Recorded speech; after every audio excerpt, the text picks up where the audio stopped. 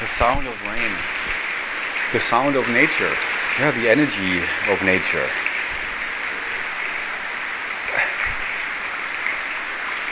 Truly amazing how these things grow like this. I always think it's amusing when people then argue over and look for evidence to prove the existence of God.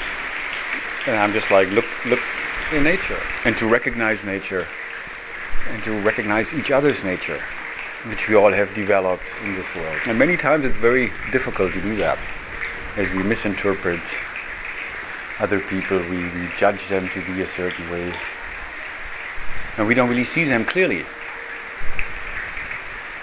because we don't really see ourselves clearly.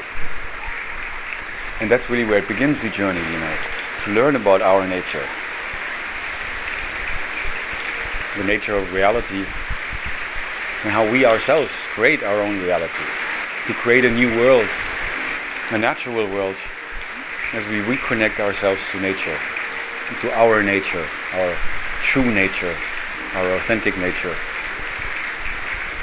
and to not just realize that nature within ourselves, but to actualize ourselves based upon that awareness, this kind thing.